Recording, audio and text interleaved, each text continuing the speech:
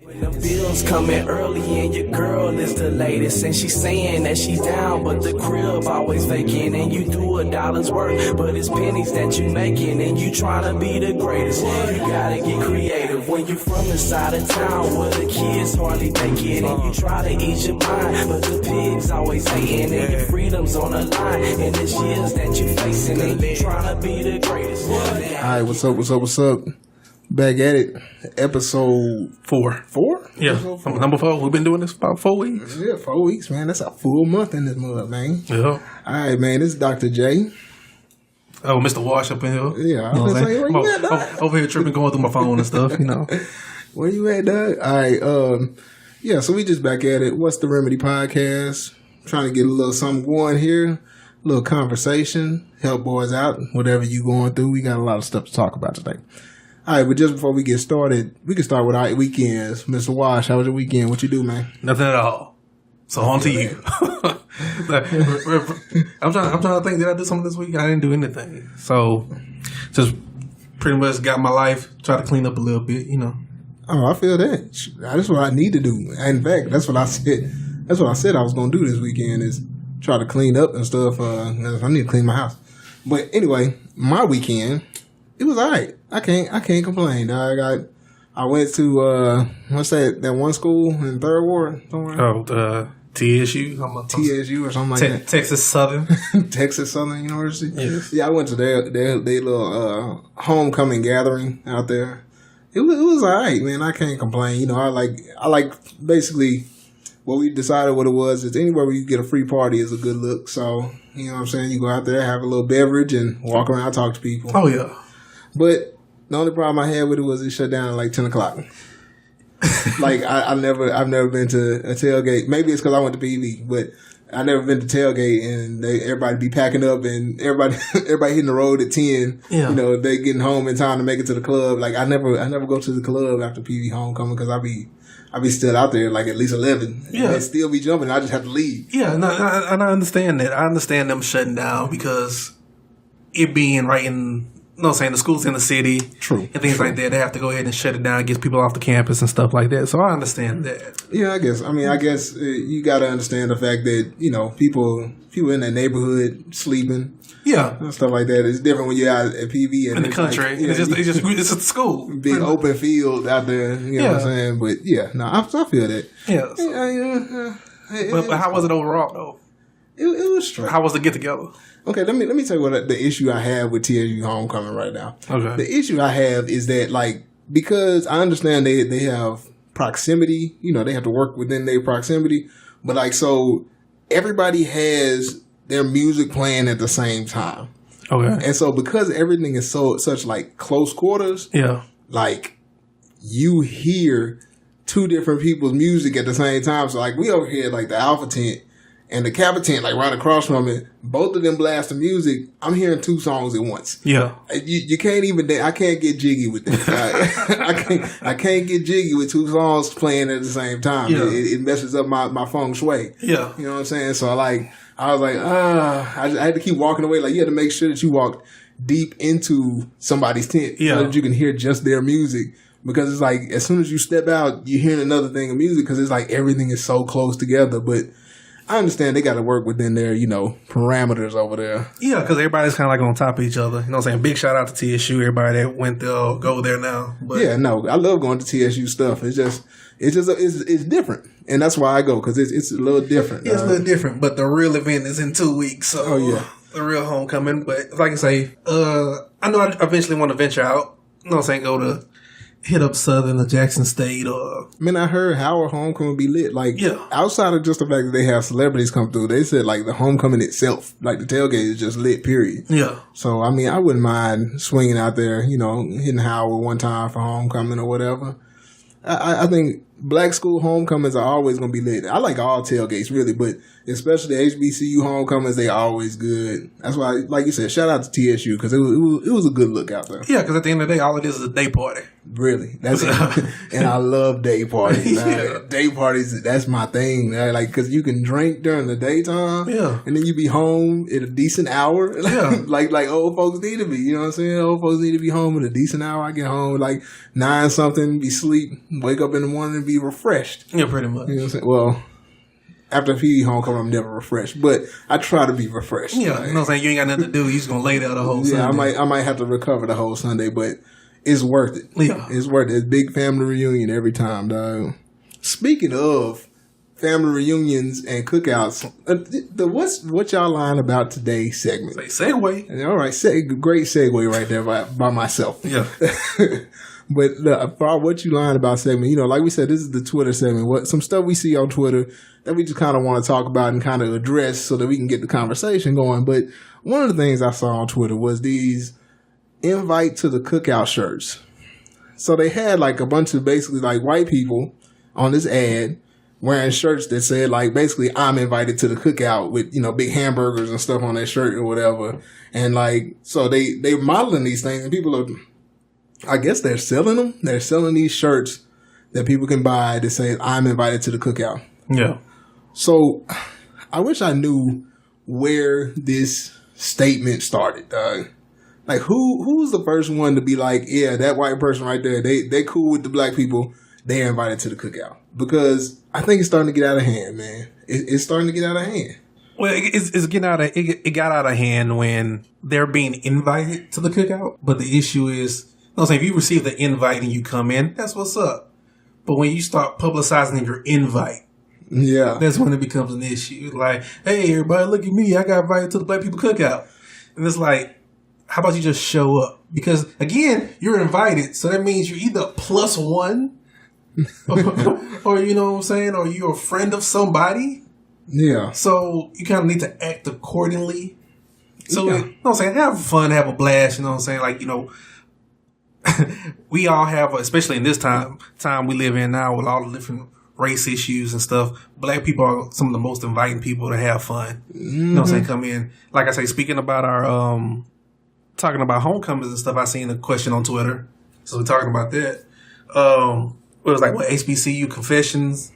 Mm-hmm. And they had a dude talking about, he's like, yeah, I'm white and I'm thinking about going to a HBCU homecoming, talking about would it be cool for me to do.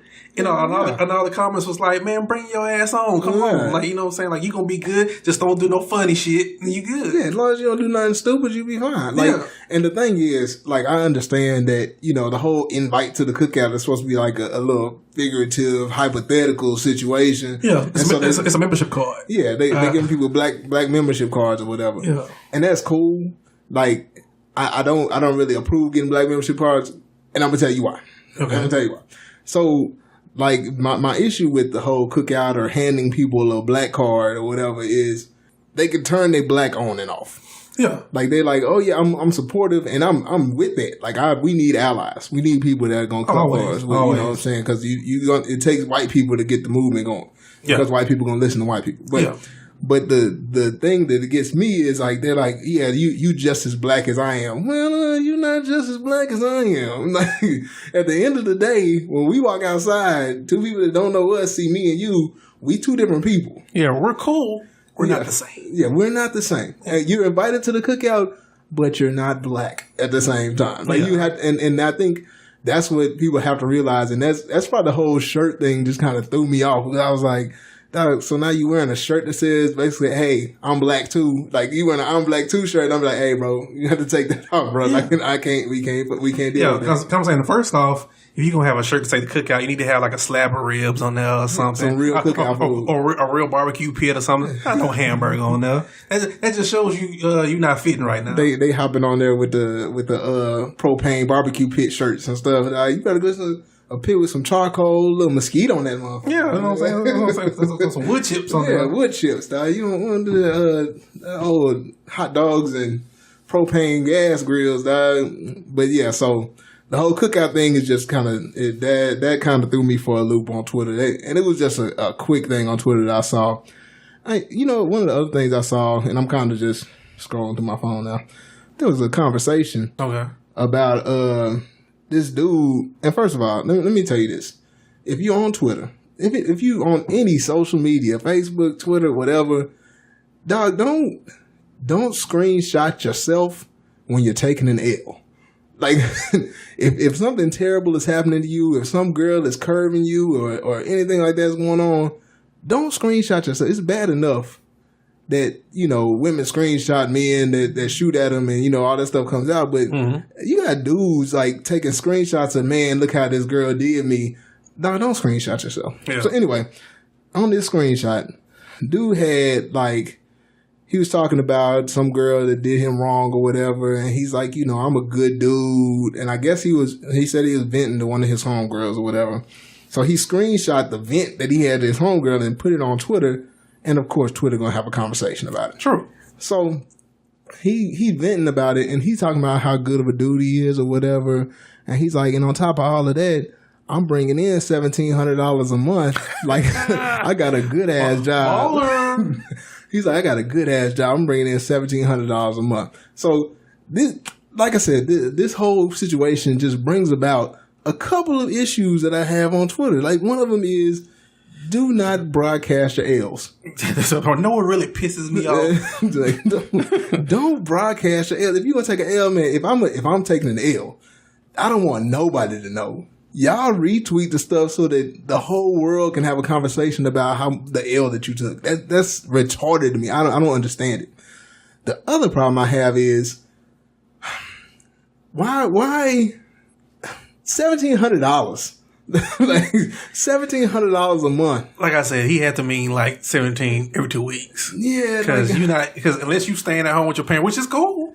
If you staying at home with your parents, you ain't got no real bills. You make $1,700. I understand that, especially the guy never said how old he was either. Right, I was gonna say maybe if he was in like high school or in college, and that was his discretionary income because he don't have no bills. Like you said, he's staying at home. He all his stuff paid for. His financial aid pays for his housing or something like that, and he got $1,700 from work to just spend. Hey, he winning. But it brought about the salary conversation on Twitter.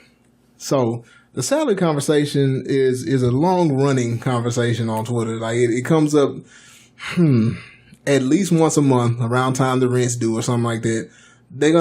Twitter has a conversation about how broke people are. And so this happened to bring about the conversation of, all y'all are broke on Twitter. All y'all niggas broke, whatever. And so we need to have a sit down conversation. And we don't have to have it today between me and Wash, but everybody needs to just sit down with somebody and really discuss how broke everybody is. Cause ain't none of us just out here just balling all the time. If we lose our job tomorrow, done, son. We done. Like if I'm not working, I go to work before I come do this podcast. If it's a day where I'm like, you know what, I'm done working. Like I'm gonna be out on the street. That's gonna be it. Pretty much. You know what I'm saying? On the street and dead. Yeah. You know what I'm saying? I'm gonna be trying to keep my head above water. Like I'm keeping my head above water. I mean, I'm doing a good job of it, but at the end of the day, you can't really clown somebody else because they keep their head above water with less money than you do. And so, I don't know. That really kind of this whole segment is starting to turn into what grinds my gears. Right? It is. that really grinds my gears, man. No, like you say, when everybody's pocket watching. Yeah, and don't watch with pocket. Pocket watching. Like I said, I understand. Like I said, you a little envious of somebody is stretching their dollar out a little bit more than yours and stuff. But that's because you have more responsibilities. You have more things that you paying for. And let's keep it real, especially black folk. We like to live above our means with a lot of stuff. Way above our means. We know we can't afford half the shit we got, but we still gonna go ahead and roll with it like everything's cool. I've been there, dog. I done had a Beamer, and it was good the first few years. You have maintenance plans and all that kind of stuff. But then I'm like, I didn't know that you're supposed to get rid of them after a few years. Because they break down. Because they start breaking down, and then you don't have a maintenance plan no more, so you start to pay out of pocket. And dog, I had a headlight go out one time. And the headlight, I just needed to replace the bulb. The bulb was like $200. No labor, no nothing. Just the bulb. Like them little $20 bulbs that you get for any other car, $200 for the bulb. And I'm like, dog, this is ridiculous. So yeah, living above your means is whack. It's terrible, man. The other thing I had was, okay, so tell me how you pronounce Salmon. Talking about salmon? Salmon. Yeah. Okay, I say salmon. I feel like salmon is the right way. Okay, because what always ends up happening when somebody starts posting L's is that somebody says you need to take your L's in silence, like salmon. And that's common. I know, because a lot of people, some say salmon, some say salmon, whatever. Yeah. But like supposedly the right way is to keep the L silent. Okay. But then this time somebody posted, okay, take your L's in silence like salmon or almond. And I'm like, dog, now I'm like I was sitting there staring at my phone for a minute because I was like, dog, have I been saying almond wrong? Yeah. Like, am I pronouncing the L in almond? Is there an L like pronounced in almond? I've always said with an L. Almond? Almond. That's what I thought. That's what I thought it was supposed to be. Like, they like take your L in silence like almond. I'm like, almond, you pronounce the L in almond, don't you?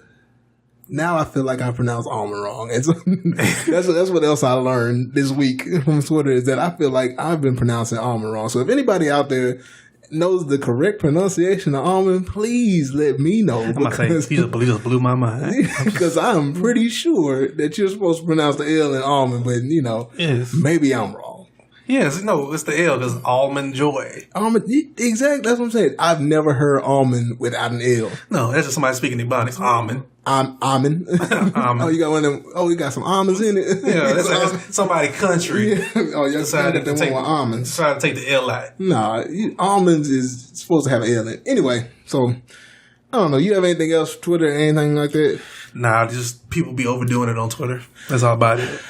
Every time, dog. Just stay in your lane, like the great LeVar Ball says. Stay in your lane. Stay in your lane, because I'm saying you know your lane. Your lane. Don't come in my lane thinking you know stuff. Stay in your lane. But anyway, we're gonna move on, dog.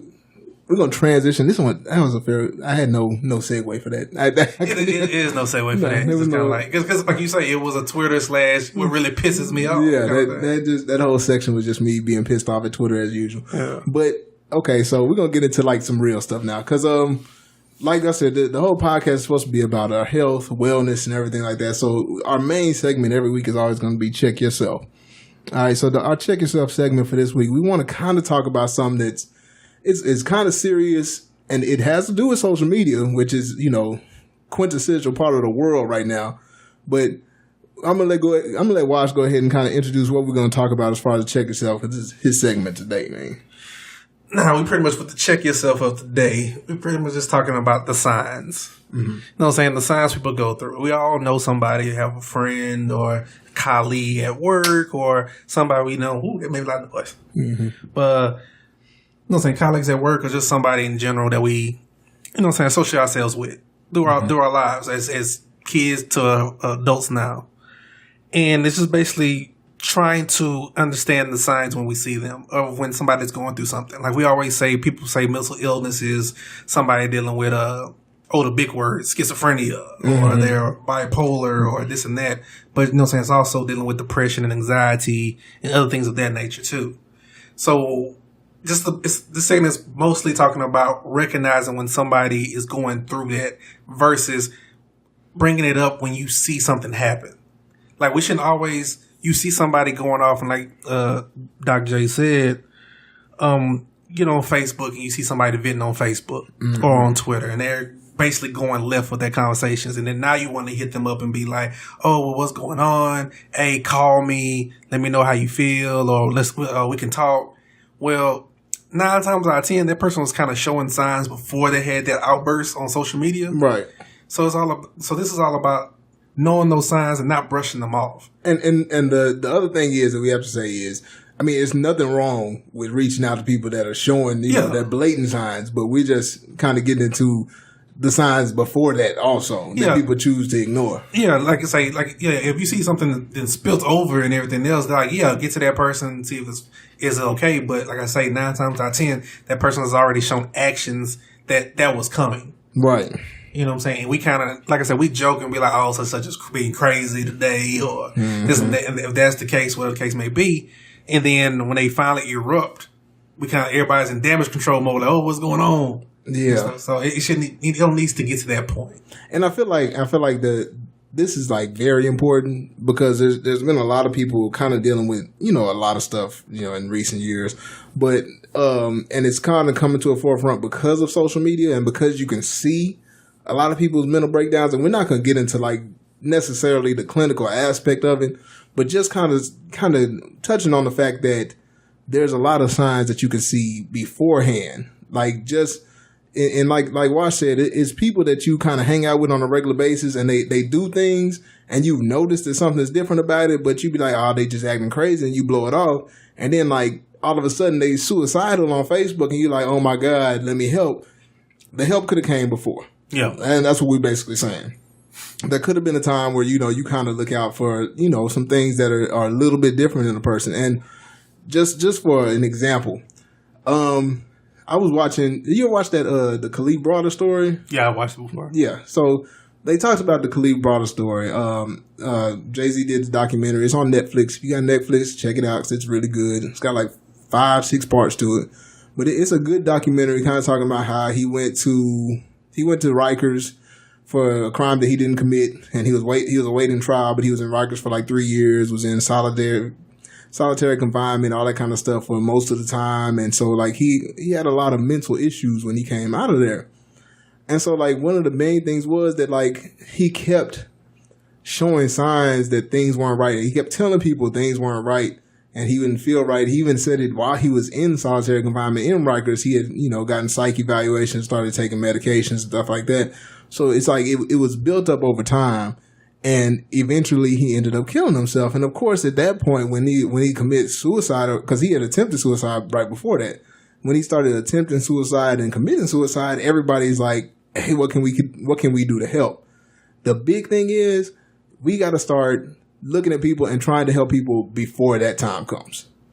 And I know it's kind of hard to do, because it's like, okay, you know, well, you know, so like watch this, so-and-so just acting crazy. You know how he is. You know what I'm saying? And we got relatives and all kinds of people like that you see building up to that point.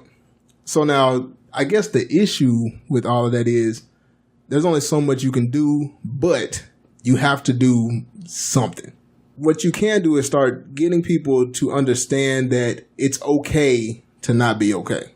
True. Okay.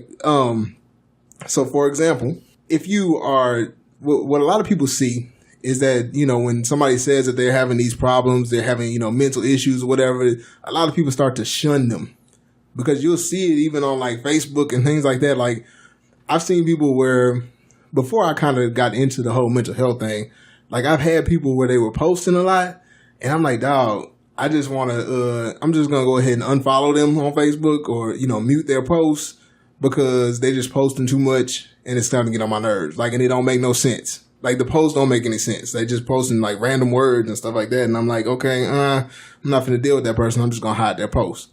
But a lot of times, those are the times where we can reach out. Because then I hate to see people like ignoring people that are giving all these warning signs and cries for help. And then like when they commit suicide or something bad happens, they're like, you know, RIP to so-and-so, we really got to start checking on our people. Like, you had an opportunity to check on your people. Why you don't check on them? Yeah. Like, don't do RIP posts after the fact. Like, they always talk about give people roses when they're here, but it's the same thing with, like, when you want to help. I hate when people are, I can't say I hate. I don't like when people are, like, super helpful after the fact. Yeah, like, I mean, we need to do this and that for so-and-so. We need to make sure that, okay, now you've established that you can see that there's a problem with that person. Like you can tell when people are going through things. Take them people seriously. You know what I'm saying? And I guess the problem with that is that, you know, people don't take it seriously because, you know, we men or whatever. So it's like, hey, you might be depressed, suck it up, and you're gonna be all right. And then like a month or two later, they committing suicide, and then we're like, hey, oh man, somebody should have helped them. But you just told the dude to suck it up. And piggybacking off of that, it's like a conversation I had earlier this week. And we were just talking about male vulnerability. Yeah, I guess, you know what I'm saying, and kind of piggybacking off of last week's conversation too, like with the being vulnerable as far as men being sick and things of that nature. But also just like in general, even with this kind of conversation, being vulnerable it's okay, like you said, it's okay to not be okay. Mm-hmm. To basically say that, hey, it's okay to cry about certain situations, to let those tears flow. Yeah. It's okay to voice your opinions about something that's really bothering you inside, and not being looked down on like you're being soft, exactly, or you being a weak man, and you need to, like you say, suck it up and, you know what I'm saying, go on about your business. And I think a lot of us, especially men in general, all races, especially black men, we kind of hide our feelings, and we don't want nobody to see how we really feel, and we internalize it. And just like anything else you internalize, it usually has to erupt eventually. Right. If it's not handled, it's going to come out eventually. And it might come out in the form of that person kind of losing their mind, going crazy per se. You know what I'm saying? Or for a lot of people, if it forms in the way of abuse for some people. Yeah. Like that's the way they get their violence out, their feelings out. Yeah, and like you said, it'd be things that aren't addressed. So like you have men that were abused when they were younger or things like that. And I'm not excusing abuse at all, but I'm saying that like a lot of times they don't ever address the issues they have with, you know, abuse, with sexual abuse, things like that. And so like it comes out in other ways. It comes out in, you know, downgrading women on Facebook or, you know what I'm saying, talking noise just in general, or then even like to the extent of being abusive to women or to other people. It has to come out because they don't want to address it. Okay, so for another good example, there was a post that was going around of Odell Beckham, where he was on the sidelines and he was basically like, he was crying and like his friend. Oh, when the dude was hugging him from behind. Dude was hugging him from the back, holding on to his shoulder pads and stuff. And the post went around, and everywhere you saw the post, pretty much, people talking about, what is he doing? You know, things like that. Like, why is he, you know, he crying? Or people calling him all kind of soft and all that kind of stuff. But I'm like, this is kind of what we talking about. Like, you can't cry as a man or else it's going to be taken a certain way. True. Like, I mean, I understand what he was crying for because, you know, he's passionate. You know what I'm saying? He's passionate about the game. And they weren't doing well at the moment. You know what I'm saying? And so, like, if you really that passionate about something, it's going to show in your emotions. But since men aren't supposed to be emotional, then as soon as you start showing emotion, it's like, what the hell wrong with him? Like, and so like that, the post that was going around was like, why is this dude hugging him? Why is he crying? Like, it's two major things that you have to do if you're going to be real and vulnerable with your emotions is you have to be able to cry. You got to be able to hug another man. You know what I'm saying?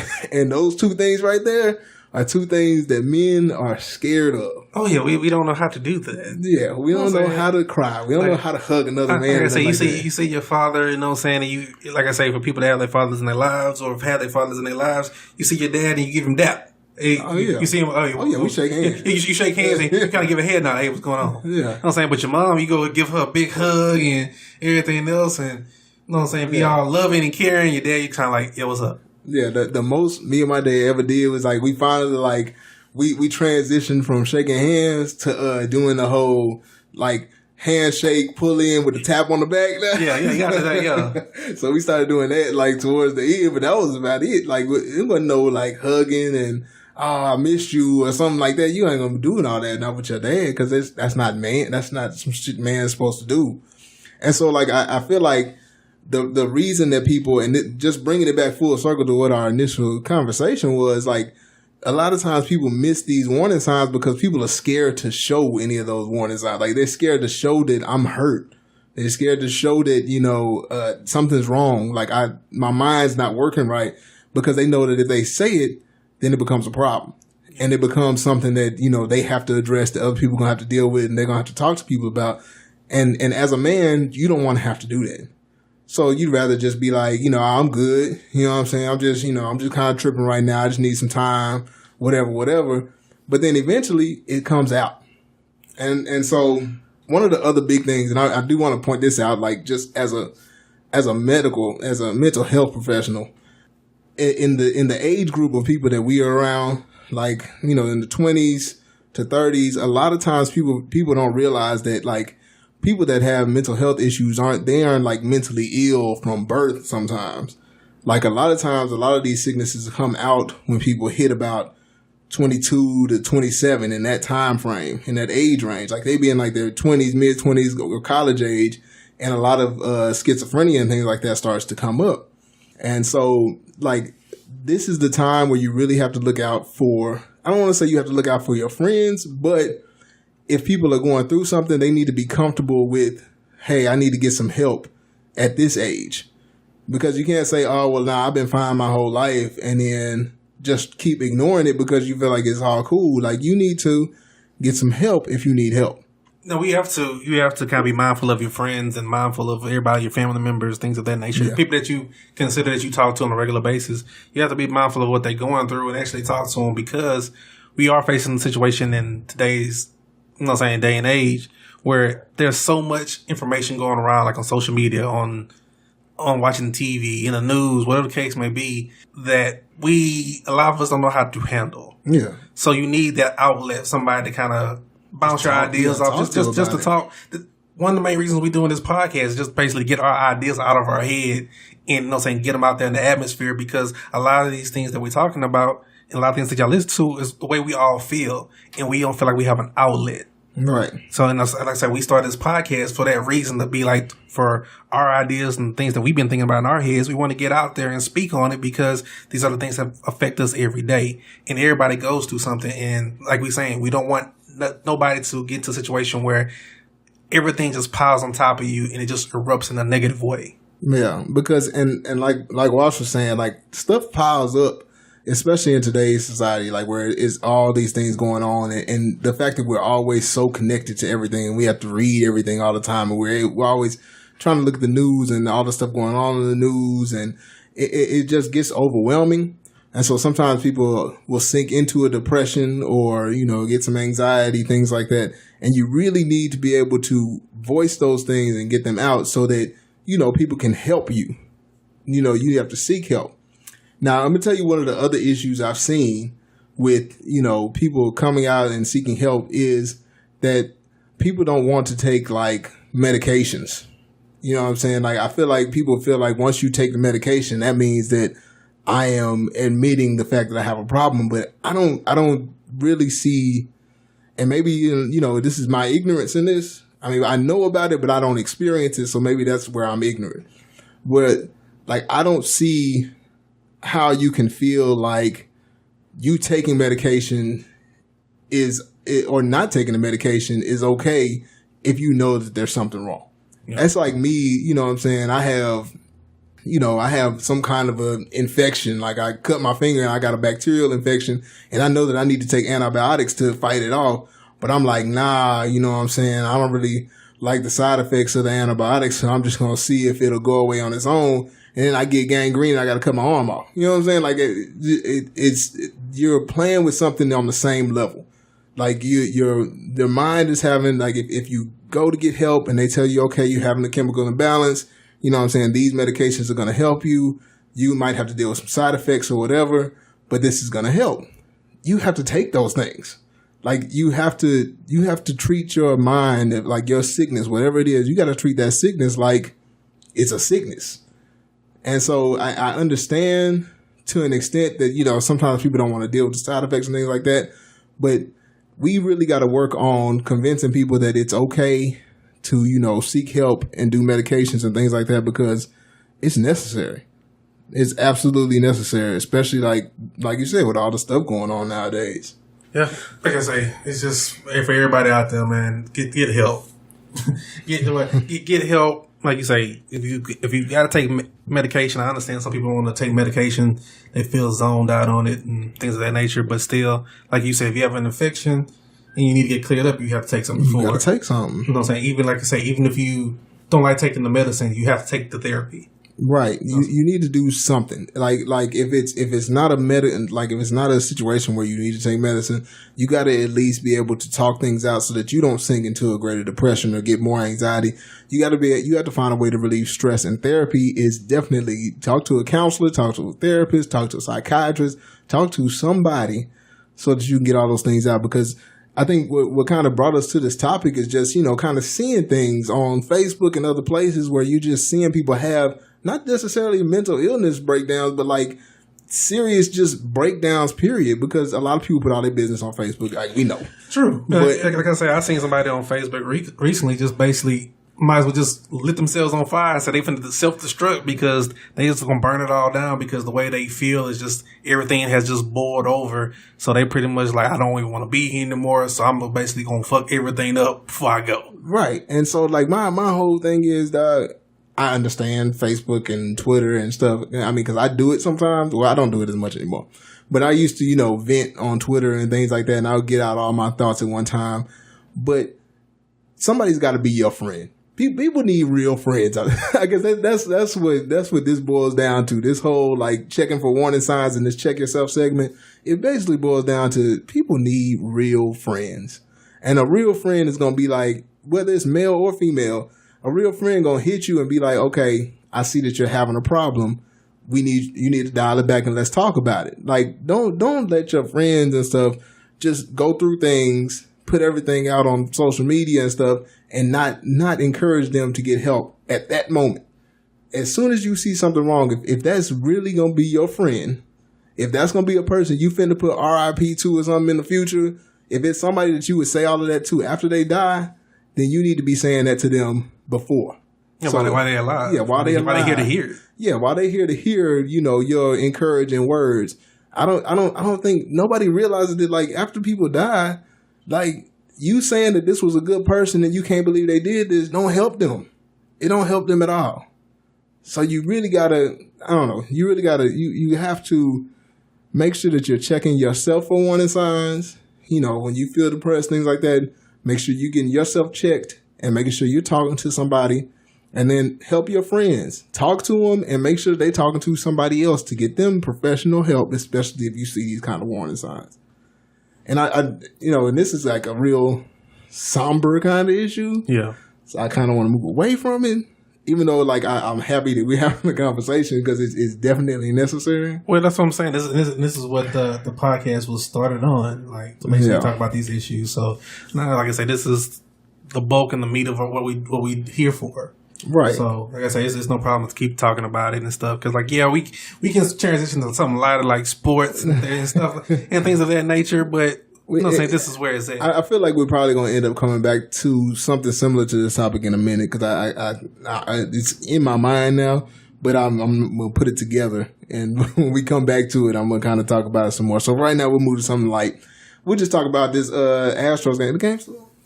Yeah, the game's still on. They losing. Damn. But they lost. They lost? Yeah. Oh, damn. Well, they're saying they this tie series, they'll come back. We'll see what's up. Yeah. What was it, like 2-3-2 for the series? So they play tomorrow in New York and then the last two in Houston. In Houston. Okay, so, yeah. So like I said, we'll see. You know what I'm saying? Like, hey, everybody gotta make it interesting. Everybody get paid kind of thing. So yeah, we in the halftime segment. We kind of talking about sports a little bit. Like we said, the Astros are playing because we record this on Tuesday. So the Astros are playing. They just lost this game to the Yankees. Hopefully by the time y'all hear this, whatever, it'll be 3-2 Astros. Or they 8-1. So, like I said, we're going to ride with like that. Go strong. We going Astros all the way. Come on, man. We need this ALCS. All right, but yeah, so that was one of our main sports things. And then tonight, basketball season starts. Yeah, it's already started. You know what I'm saying, with Cleveland and Boston and Houston and Golden State. So hopefully Houston, the Rockets doing all right, man.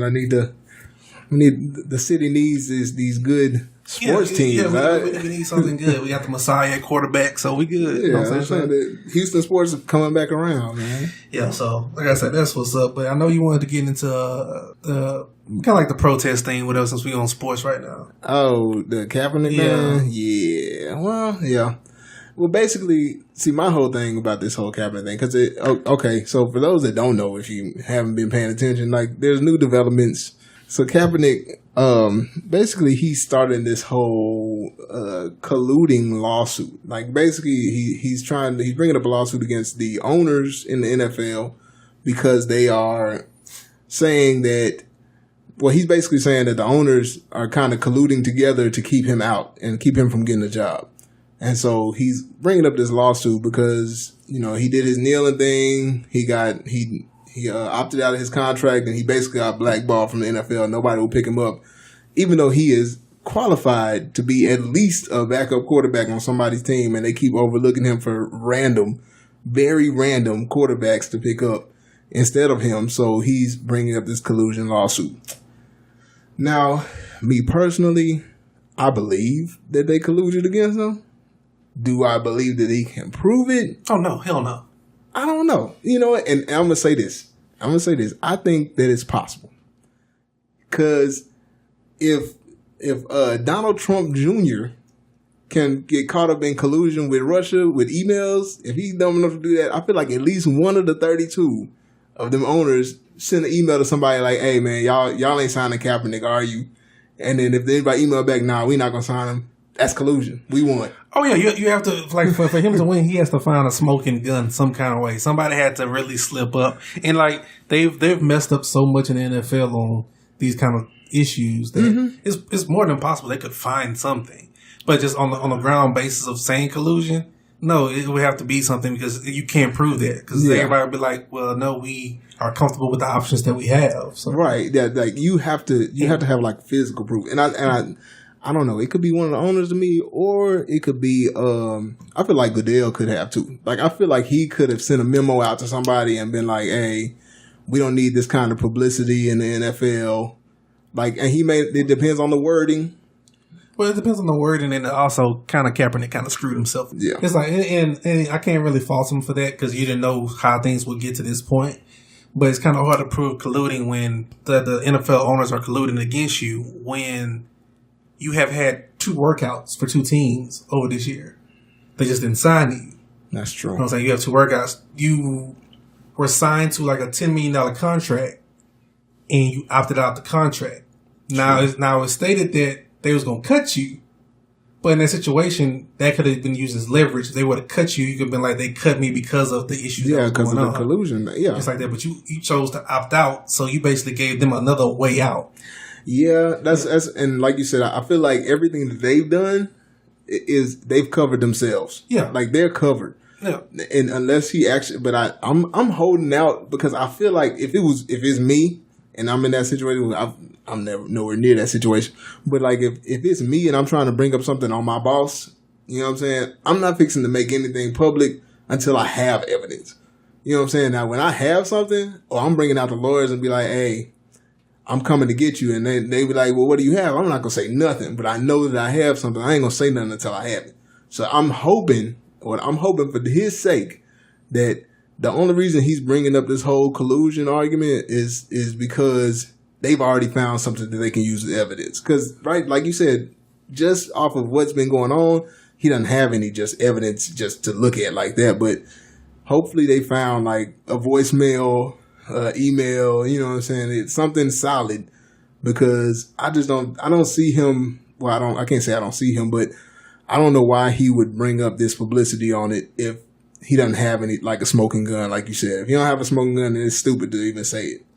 I gotta say, I know this is not gonna be a popular opinion for most people, but he really pisses me off at times. What? Colin Kaepernick? Yes, he really pisses me off at times. Because I believe in his movement. I believe in what he's doing. Okay. I just hate some of his missteps where it's kind of like, you ain't thinking about, like, you're not thinking about what's on your shoulders. Like, I think you thought about it at first, but then you do a lot. I think you kind of the dude that you know what you're doing, and people like, yeah, people hyping you up. So you're going to be like, this going to get him right here. I'm going to get step a little bit further. And it's kind of like, no, what you doing? It's kind of like I'm kneeling because of the injustice of black people getting shot by cops. Okay. Yeah. I'm going to ride with you. Yeah, I think I'm going to wear these pig socks with cops on them. Oh, bro, what you, okay, bro.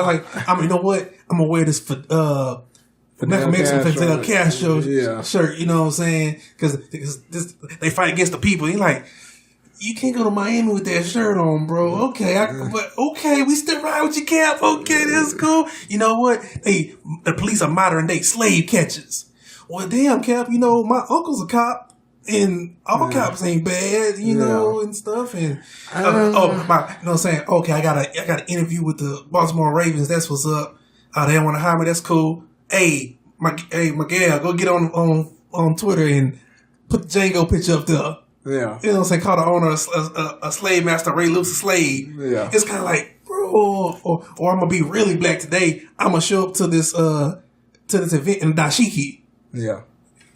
Like, I don't need all of that. And the thing about that is, see, and like you said, that's contrary to me. Because me, the militant side of me is like, I felt everything that he did. Like, it was, except for the pig socks. The pig socks were a stretch. Yeah. I'd say that. But the Fidel Castro shirt, felt it. You know what I'm saying? Like, that was real. The dashiki, real. His gal post about Django, real as hell, because I feel the exact same way about Ray Lewis. But I understand what you're saying. Like, it's not it's not beneficial to him trying to get a job. I mean, but like you said, you trying to push the movement, and I guess one of the other issues I have with it is if somebody else gets into some shit, he pops up.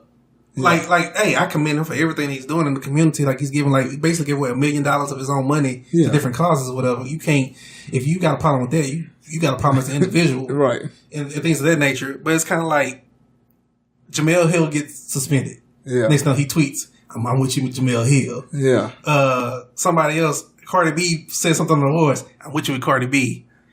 NFL players talking about something, or going back and forth with the owners, silence. You know what I'm saying? And it's kind of like, you are supposed to be like in the forefront of this movement. And like people are like, hey, everybody's going back and forth. And they was like, well, hey, what is Cap saying? Cap is silent. I don't, that I don't understand. Is that like, he's so vocal about, the movement and everything like that.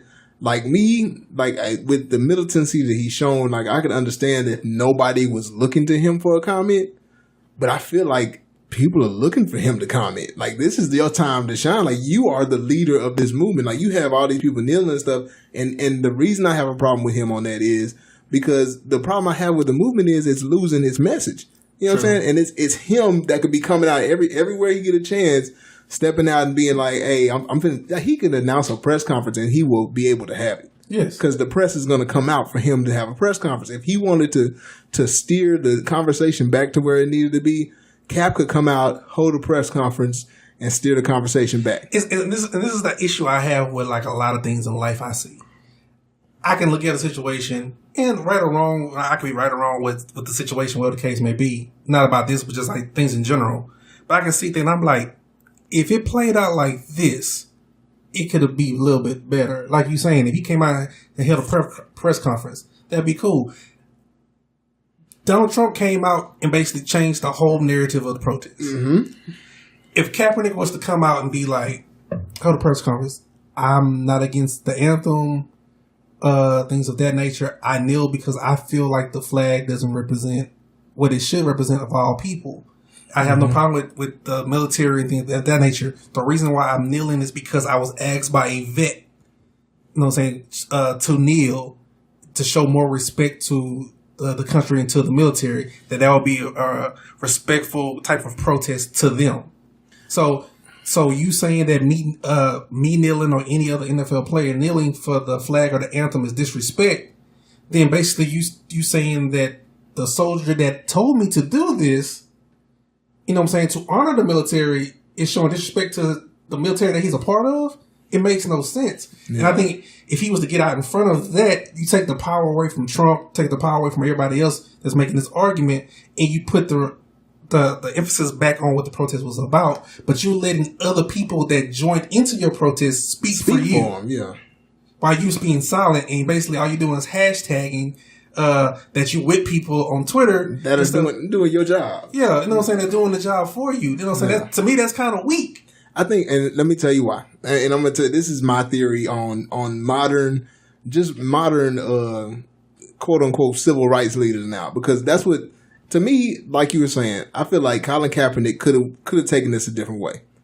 You're not getting hired. Like, they blackballed you. Nobody's picking you up. Yeah. I would have taken that, and this is me not being in that situation, but if I, hypothetically, in my mind, I feel like if I know I'm not finna get a job, I'm finna go 100% in the opposite direction. You might as well. That's what I'm saying. Like, they're not hiring you already. So let's go full militant Negro Malcolm X on them and start holding press conferences, start calling people together, and I'm holding speeches. And I think, and I'm gonna tell you why I think that they're not doing this. And this goes for like him and I guess the spectrum of modern day civil rights activists. A lot of them don't like to be in the spotlight. People are scared of the spotlight now. Let me tell you why. Because they feel like once you step into the spotlight, you know, the government is going to want you dead. You know what I'm saying? And they feel like all of our civil rights leaders from the 60s, and which is true, a lot of the civil rights leaders and things from the 60s were killed off. The biggest ones, the biggest names got killed off. You lost Martin Luther King, you lost Malcolm X, Huey P. Newton. You know what I'm saying? Like, they got killed off. Because they were in the forefront, they were holding press conferences, and they were leading the movement. So everybody thinks, okay, well, I can step out and lead the movement, but if I step out as the sole leader of the movement, they're just going to try to knock me off. And so it's like a self-preservation thing. And I'm saying this because, like I said, I'm not in that situation to where I have that voice. I have the voice for myself. And so like me, I would speak on it. But if I feel like hypothetically, I would want, if I have that voice, for that voice to be heard. And I wish Cap would just go full force in that direction. Because, like, I understand fighting for your job because that's money. That's a lot of money you're losing. But at the same time, like, I feel like if he uses what he has, he can ride this in a direction where he can make a career out of it. You know what I'm saying? Like, it's not going to be an NFL career. But you can have, like you say, you can have like a lot of different speaking engagements, and things of that nature. So basically, voice your opinion, what it's about. Like I said, one of the biggest issues I had with him from day one was, like you say, I'm riding with your movement, what you're saying, because it's blatant evidence. We see it every day on social media or whatever case may be that unarmed black men are getting murdered. You know what I'm saying? Black men, just black people in general, are getting taken out execution style on some BS. So I'm riding with your movement, but it's kind of like, in one breath, you do one good thing for the movement. In the other, you take it like 2 steps back. Because, like I say, it just sticks with me that you stepped out there. And I guess when somebody step out there, favorite phrase, that's going to be a segment on the show. You got to think of something like that. Jump out the window. When somebody jump out the window, you know what I'm saying? Basically, Cap jumped out the window. Like, I'm going to start kneeling today for the injustice of this flag. He jumped out the window, lost his job for it. Yeah. You know what I'm saying? You jump out the window, I personally want the person that jumps out the window to be informed of what they're doing. To kind of be like, okay, this might give me a little backlash. Let me go ahead and be informed and be like, let me know what I'm talking about, because I'm going to get addressed. In this day and age, people are going to come to you and look for something, like, for why you doing this, whatever the case may be. My biggest issue is when they came to him about the election time, whatever. His response was, well, both people are crooked, Hillary and Donald Trump, this and that. And I'm like, you brought light to the corruption in the inner cities, like an Oakland and things of that nature. You brought light to the situation, right? But you was like, you didn't vote, and like talking about voting, all you brought up was the Hillary and Donald Trump situation. Yeah, he could have at least been the locals, not knowing who your local sheriff was, the local judges that put the black men into jail, and things of that nature. You could have changed it. Change is affected locally first. You know what I'm saying? It's from the inside out. And to say that your closed mindset, that the only thing at the top of the ticket, shows that you didn't really think everything through before you did it. Right. Because and he knew, like, and my thing was, before they started questioning him about that stuff, he was sitting. And then so, like, when he started kneeling, he could tell the heat was coming on him when he started kneeling. That's why he started kneeling. Yeah. He felt the heat coming. Once you feel that heat coming, that's when you got to be like, okay, let me make sure I'm ready. You gotta be prepared. Like I said, if he would have made it, that would have been the first time he said or he kneeled, and they would have came to him about voting and all these questions, and he just said something about I didn't vote because blah blah blah. It makes sense. That's your initial reaction to what's going on. Yeah. But like you say, when the pressure's coming and stuff like that, and you see it coming. And people are on you, and then a month later, where this is a big issue in this election. And you're like, I ain't vote. I'm not voting. Or what the case. But because it started in August, and then by November he still was like, oh, I don't even like the candidates. Yeah, I don't like the candidates. I'm not voting on that. And it's kind of like, what are you talking about? Like, at that point, I need you to be ready and informed. Like I say, that's my own personal bias, my own personal opinion. Because I understand a lot of leaders, whatever, you jump out on your opinion or your motives for things, and you don't think everything out. Yeah, and clearly he didn't, because like I said, I know he made a comment on July 4th that pissed everybody off, talking about Independence Day, the slave day in the U.S., whatever the case may be. Yeah, and somebody got on his ass talking about, but you're making this comment and I think he was in Ghana. Yeah, and it was like Ghana's like one of the biggest countries that was involved in the slave trade. Yeah, it's kind of like you don't even know what you don't know. And you know what? And since you brought all this up, I think I see now why he don't jump out there anymore. Like, because he doesn't know. And I don't want to say he don't know. Because, I mean, he seemed like an educated, informed brother. Yes. You know what I'm saying? But I feel like he's not comfortable enough he's not a Jesse Williams. you know, to be informed of all the things he needs to be informed of in order to jump out there and do a press conference where he's going to get a lot of questions that he may not have answers to.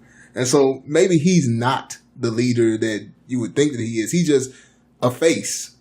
But if he's not going to be, I feel like at this point, and I know he don't, you know what I'm saying, he don't have a job or whatever, but I feel like he should have brought people on to help him get to that point. Well, that's my point.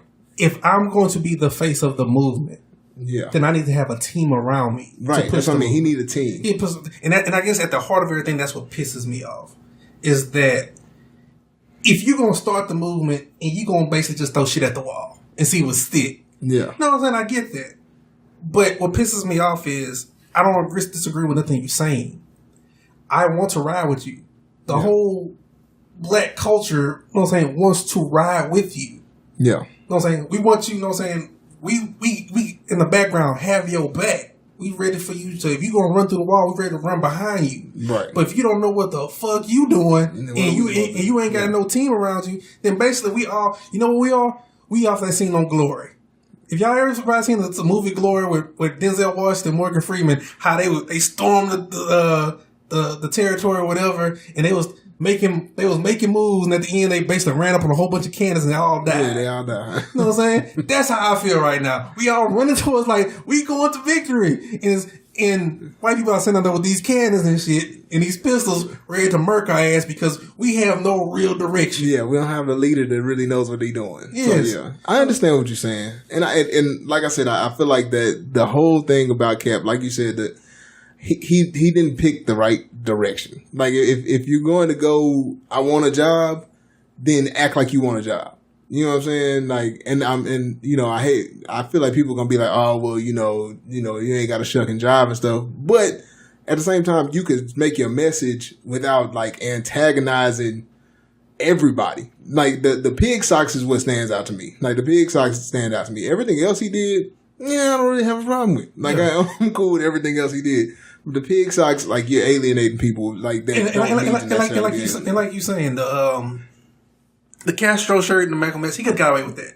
Yeah, those pig socks did me. it. Yeah, those pig socks got it because all you doing is giving people ammunition to go against you. Right. You know what I'm saying? If you don't give anybody anything to use against you, then they have nothing. You know what I'm saying? People are kind of forced to listen to you because they have nothing on you. Mm-hmm. But you know what I'm saying? They easily can go, oh, you know what I'm saying? Came with these pig socks. Oh, his gal put this what's name with that. You know what I'm saying? It's like I say, even though people like, I feel it. I ride with you, baby. That's what's up. It still causes an issue, because like I said, at this point, nobody knows what the message is anymore. Yeah. You know what I'm saying? And Donald Trump knows that our president is an opportunist. He saw the green light. He saw he's crazy smart.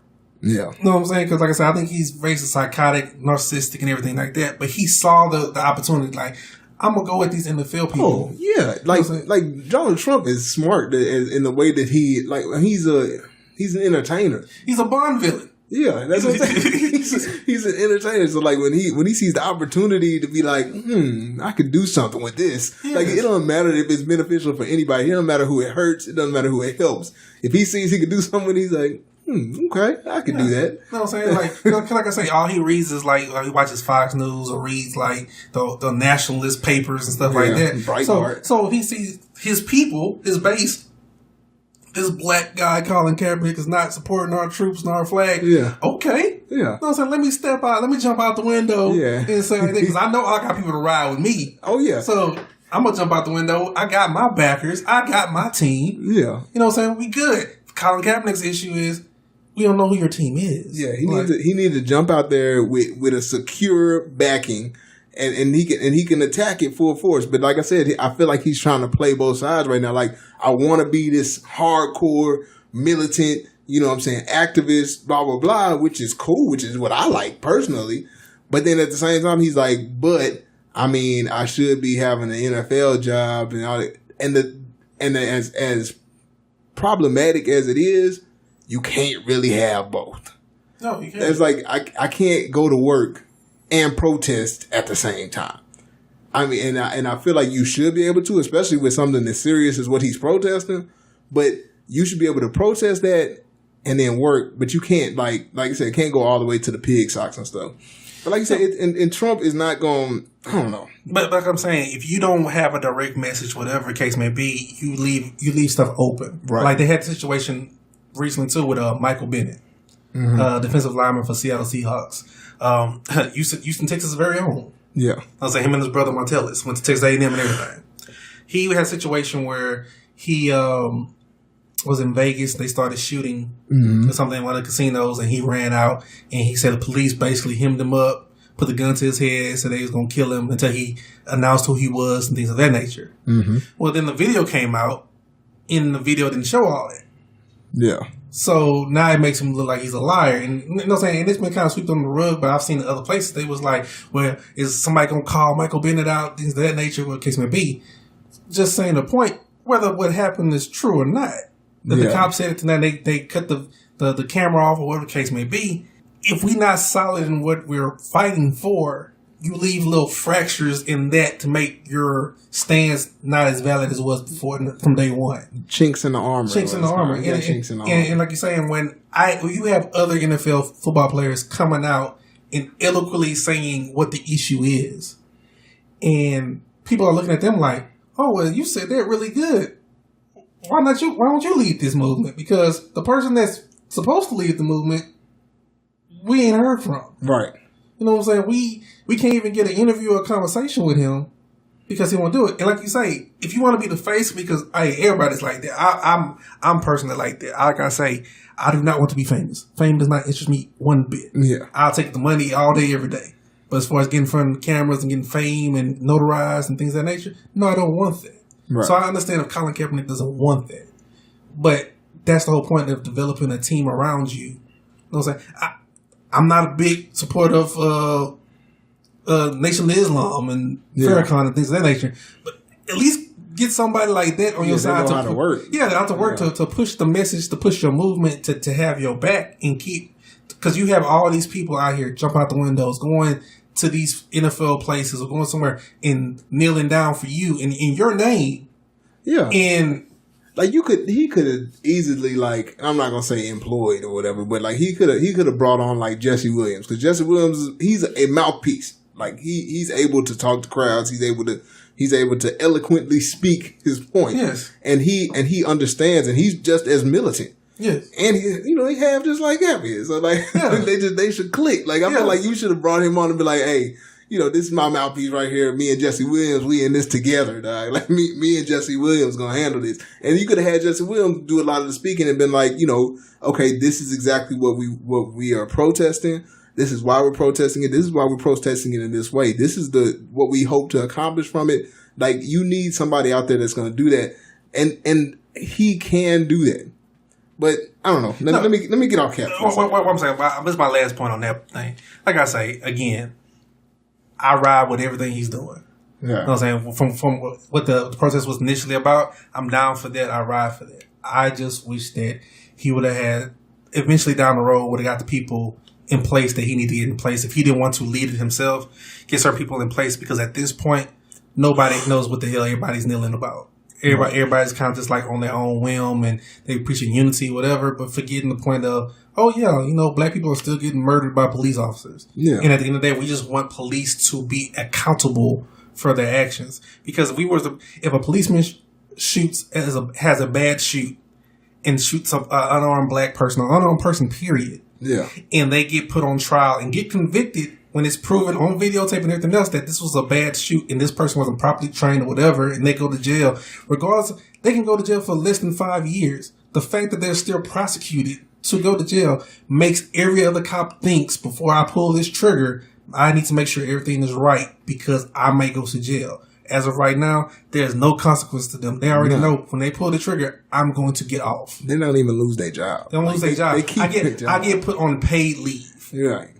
So I go sit behind a desk until I'm ready to come back. Yeah, and so that's the whole thing. Like we know what the protest is about, and we know what it was for initially. And I think that people like Trump and everybody have kind of skewed it, and it doesn't help that Cap is like not really speaking on it. I mean, not to say that Cap ain't. I understand where you're trying to get a job and stuff, but it doesn't help our cause when you got Trump is basically the face of that movement now. Like, pretty much, Trump has become the face, and that's where Trump plays well. Speaking of Trump, we're gonna get right into some real news because we over an hour already. So I'm gonna get into some of this real news because there's some things that your boy Trump has done that we have to address because it's important for people to discuss and know about. The first thing is, now this one is not as important, but it's still Trump being Trump. Is that okay? So the other day, Trump was doing a press conference about these soldiers that got killed in Niger. And I thought it was funny because somebody said that they should keep asking Trump to pronounce Niger until he messes up. So because he will. Yeah.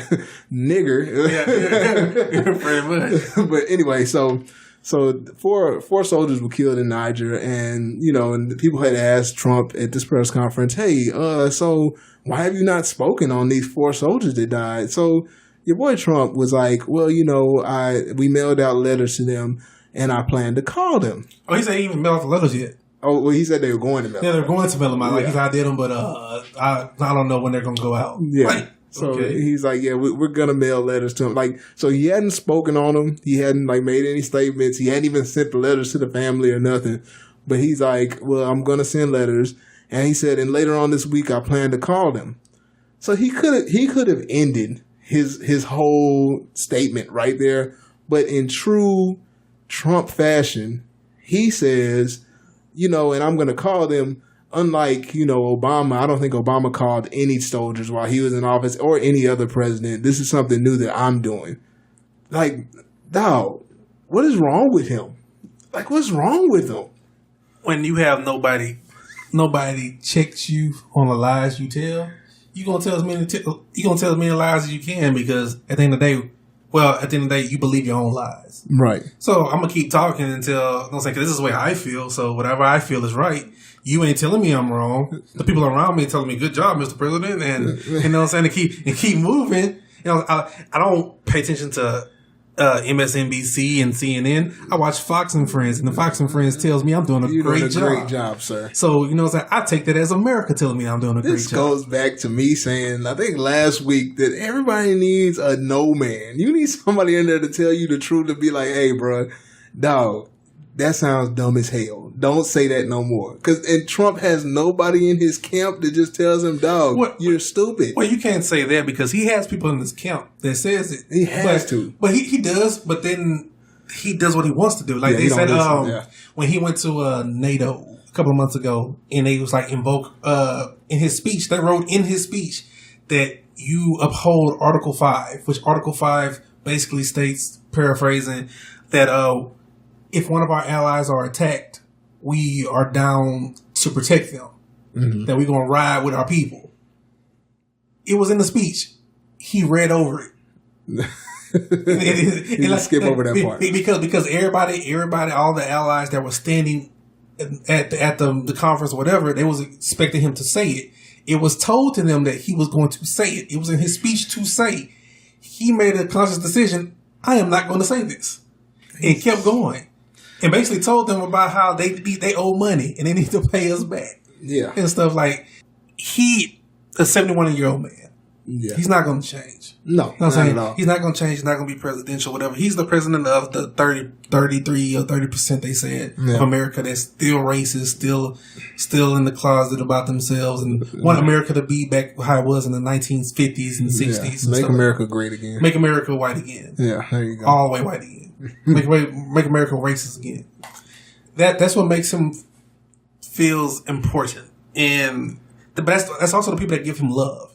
Yeah, and he lives for love and the admiration of people to pat on the back. Like they say right now that he's pissed off because why people are mad at him and don't respect him or give him the love that he thinks he deserves. That's all, and that's all he cares about is that he hopes that somebody approves of him. Like at the end of the day, that's all he wants is for someone to be like, "Hey, you're doing a great job." So that's why, and that's exactly why he doesn't watch MSNBC or CNN or anybody else, because he needs to watch Fox so Fox can tell him, "Hey, Mr. President, you're doing a great job," and he's like, "Yes." He's like a little kid. He's like, "Yes, I'm doing a great job." Somebody say I'm doing a great job. It doesn't matter if anybody else says I'm not.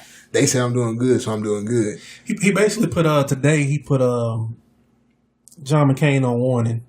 John McCain said some stuff. Yeah, I seen that. Yeah, at gala or something like that. He was getting honored.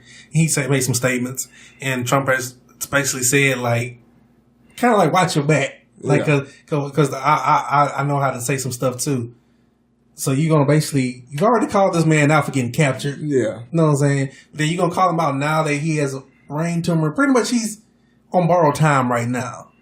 But you're ready to attack this man. But you are the patriotic one. Yeah. You're the one that respects the flag and the soldiers in the country. But one of our American heroes, you talk about like they shit. Yeah.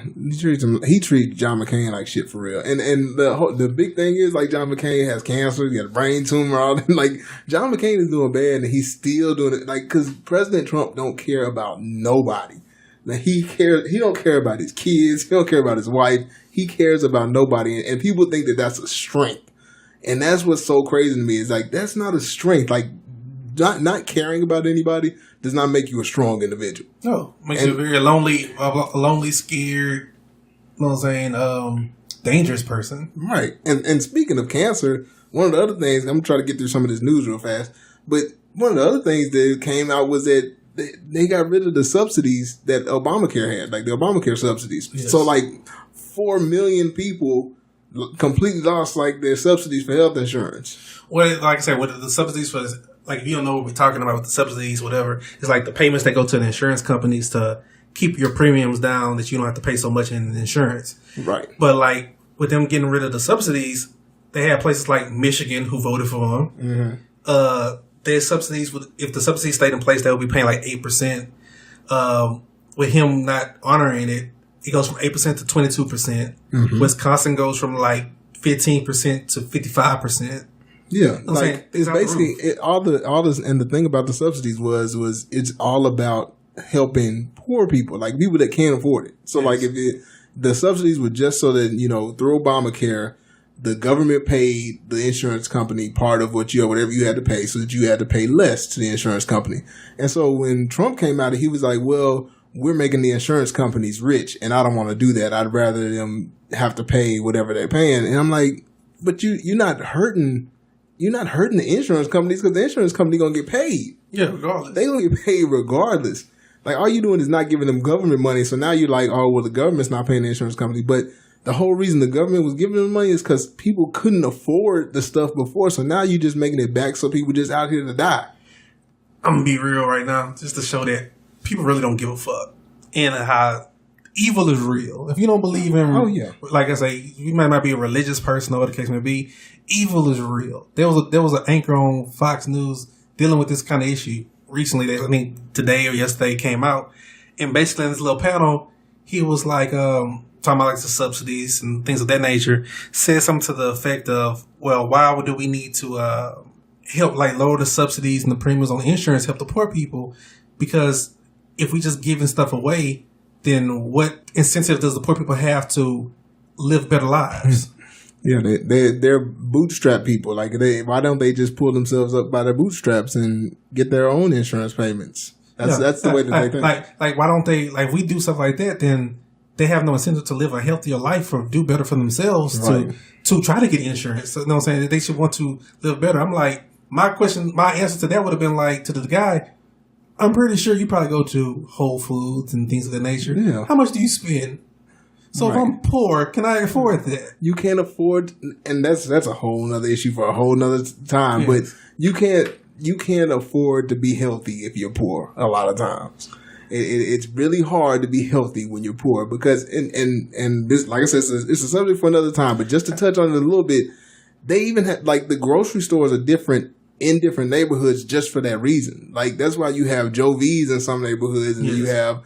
What is it? HEB Central Market. All those are HEBs on two different ends of the spectrum. You got a Joe V's HEB, and then you got HEB Central Market, where you have like Central Market, where they have gourmet, organic foods, all that kind of stuff. Then you got Joe V's, where they sell a lot of low end meats because meat is cheap. You can get a whole bunch of low end processed meat and all that kind of stuff at Joe V's because it's cheaper. And so in the poorer neighborhood, you put a Joe V's so they can eat that food, but that's not healthy. Like it's not as healthy as a Central Market food. No, it's not healthy at all. And like you say, not going all into the subject. It's just kind of, it's just messed up. Yeah. Like I say, it's just like you say, you can't eat healthier. You can't, things on different ends of the spectrum. It's kind of hard for people to, like you say, pull themselves up by their bootstraps and things of that nature. It's just really fucked up. Yeah.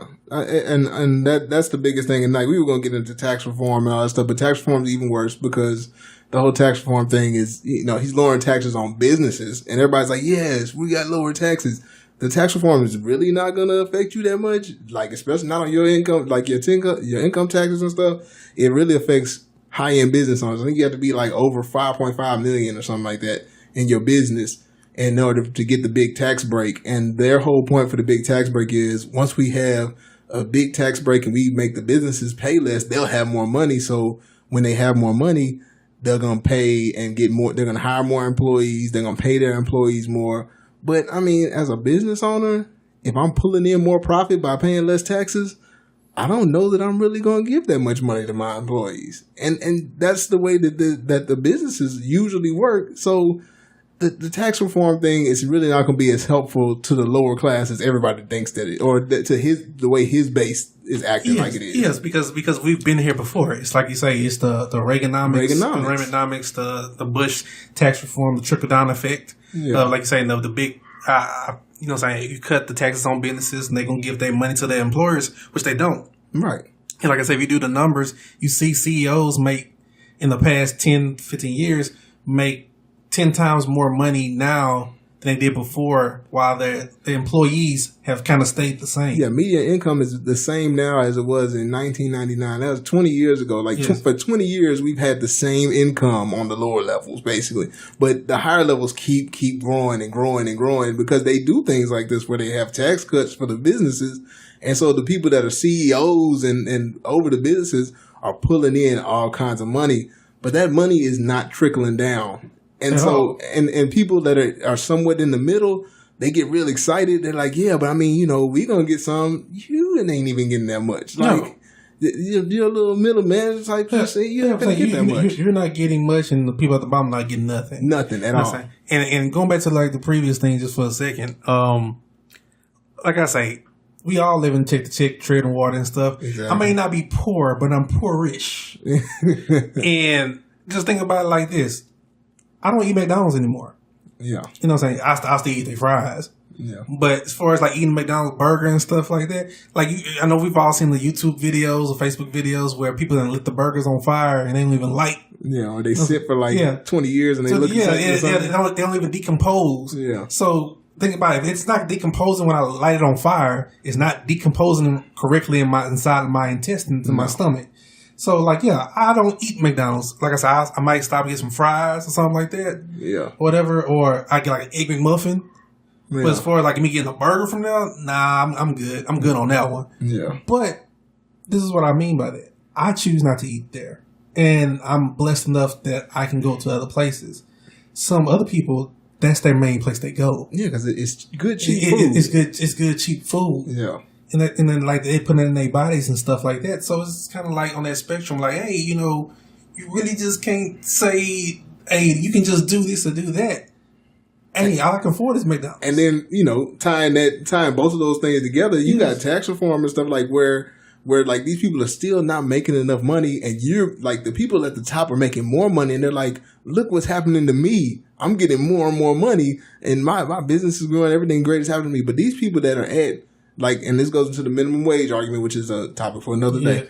But like people that are at the bottom collecting minimum wage, they aren't making any more money. Like, and there's no bootstrap to pull up on because like you don't have anything. You can't survive when the wages that you're making have remained the same, but cost of living, food, everything else, childcare, all have risen. Right. Because like you say, the topic for another day, like childcare is a racket. You know what I'm saying? It's a whole rent. Yeah, you know what I'm saying? It's a racket. People paying over $700, $800 a month. Yeah, I was just saying, like, I know people paying like $1,200-$1,300 a month. Yes, for one kid in daycare. Yes, you know what I'm saying? Like, so you paying a whole house note just to put your child to go to daycare during the day while you go to work to pay for that child care. So you're not really saving anything, what the case may be. So it's just kind of like you better hope that you have a a mother still alive, grandparents or auntie or something to take care of your child because until they're ready to go to school, because you pretty much screw. You're working for them to be able to just be taken care of.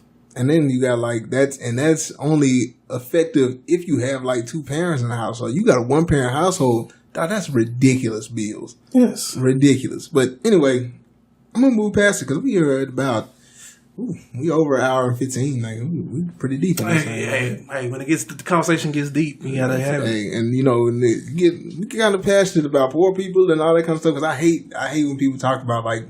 This goes all the way back to like the Twitter conversation. Like I hate when people talk about like people's money. Like you don't understand what it's like to be at different people's levels. Like you can't say what people can do. You know what I'm saying? But anyway. So for our final segment, our woo-saw moment to kind of bring back in some type of a positivity, a level playing field here for the end of the podcast. What I wanted to talk about today for our woo-saw segment was just.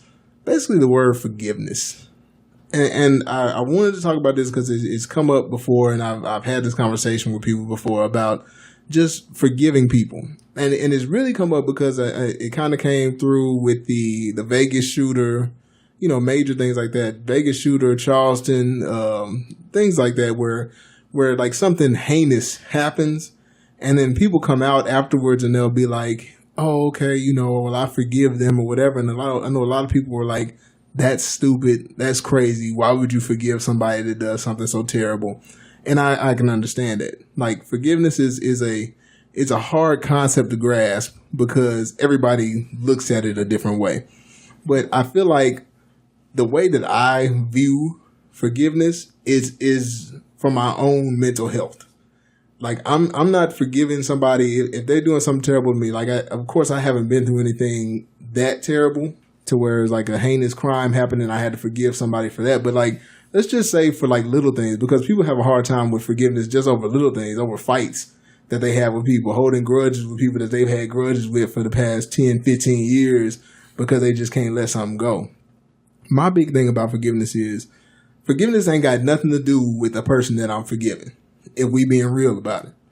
Because if I'm going to forgive you for something, it's because I want to get it off my mind. I could give a damn how you feel about it. I could give a damn if you're really remorseful about it. If you punch me in my face, and let's just say we don't end up fighting, because I feel like that would be a fighting situation. But like, let's say if it was just like something like that happened, where I got hit, I got hurt, and I want to move on from it. My way of moving on from it is, you know what? It's cool. I forgive you for it.